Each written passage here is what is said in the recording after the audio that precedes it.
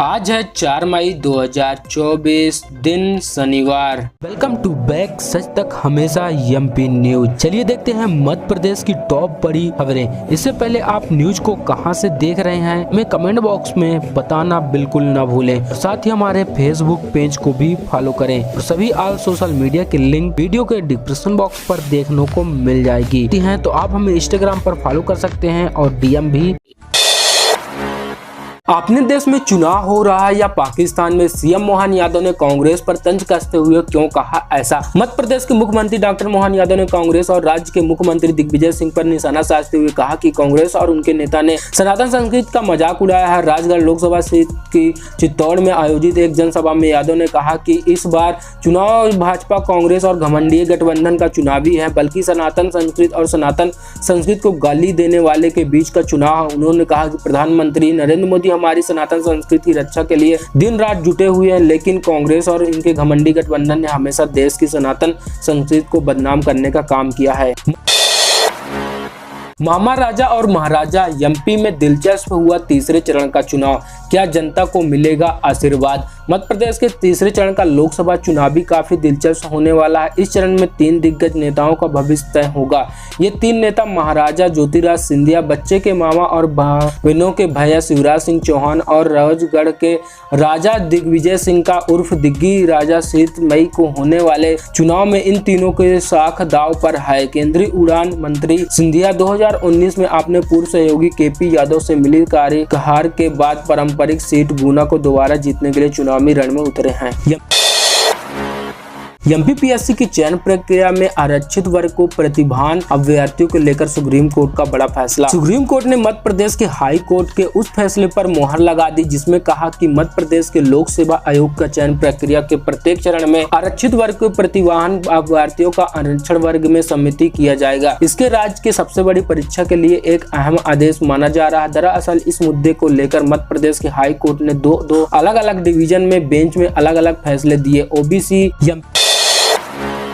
MP के देवास में एक परिवार के 3 बच्चों को किडनैपिंग से मच गया हड़कंप। सीसीटीवी में कैद हुआ किडनैपर का पूरा रोल। मध्य प्रदेश के देवास जिले के खत्ते गांव में गुरुवार को 3 मासूम बच्चों के बाहर खेलते समय अचानक लापता हो गए। परिवार वालों ने तीनों बच्चों को आसपास के काफी खोज की, लेकिन वे कहीं नहीं मिले। इससे परिजन घबरा गए और बच्चों को ढूंढने के लिए पुलिस के पास पहुंचे। बच्चों के लापता होने की सूचना दी। एक साथ 3 बच्चों के लापता होने से शहर में हड़कंप मच गया और पुलिस की तुरंत अलर्ट हो गई। पुलिस की टीम ने उसके साथ घर के आसपास लगे सीसीटीवी कैमरों की फोटो चेक करना शुरू कर दी और व्यक्ति के तीनों बच्चों को ले जाता हुआ दिखाई दिया। पुलिस ने यहीं से अपनी छानबीन शुरू कर दी। रात भर तलाश करते हुए शुक्रवार को सुबह इंदौर में आरोपी तक पहुंच गई। पुलिस ने तीनों बच्चों को सकुशल बरामद कर आरोपी को गिरफ्तार कर लिया।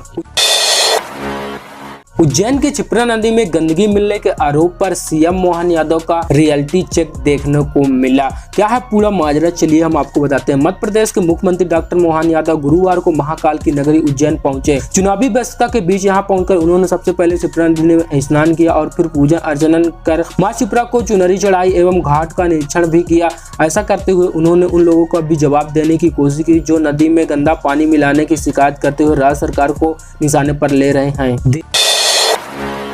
देश भर में लोकसभा चुनावों का दौर जारी है। 2 चरणों के मतदान के बाद अब तीसरे चरण का भी प्रचार चल रहा है। इस दौरान सोशल मीडिया पर शादी का एक कार्ड वायरल हो रहा है। वजह है कार्ड पर छपी प्रधानमंत्री नरेंद्र मोदी की फोटो है। कार्ड पर पीएम मोदी की फोटो ही नहीं बल्कि 2024 लोकसभा चुनाव में भारतीय जनता पार्टी द्वारा सबसे ज्यादा बोले जाने वाले नारा भी लिखा है। इसके साथ ही पीएम मोदी को चुनाव जीतने की भी कामना दी गई है। मध्य प्रदेश हाई कोर्ट का बड़ा बयान देखने को मिला। पति द्वारा अपनी पत्नी के साथ अप्रकृति या जोर जबरदस्ती कोई भी यौन संबंध बलात्कार नहीं माना जाएगा, क्योंकि ऐसे मामलों में पत्नी की सहमति महत्वहीन है। हाई कोर्ट ने यह फैसला देखते हुए दिया कि मैरिड रेप में भारत में अपराध के रूप में मान्यता नहीं दी गई है। जस्टिस सिंह आलूवालिया की बेंच ने कहा कि एक पत्नी के वैध विवाह के दौरान अपने पति के संग रहती है तो पति द्वारा अपनी पत्नी को 15 साल से कम उम्र के न होने के साथ कोई भी संभोग या यौनकृत बलात्कार नहीं होगा। हालांकि हाई कोर्ट ने यह कानून की स्थिति पर एकमात्र मध्य प्रदेश के उज्जैन जिले के मंडखोना थाना क्षेत्र के नाबालिग के साथ गैंग रेप का मामला सामने आया है। पिता की शिकायत पर पुलिस ने मामला दर्ज कर लिया है। पुलिस की टीम आरोपियों की तलाश कर रही है। बताया जा रहा कि नाबालिग बुधवार सुबह घर से निकली थी। जब वह देर तक वापस नहीं आई तो परिवार ने पुलिस की इसकी शिकायत दर्ज कराई। पुलिस उसकी तलाश कर रही है।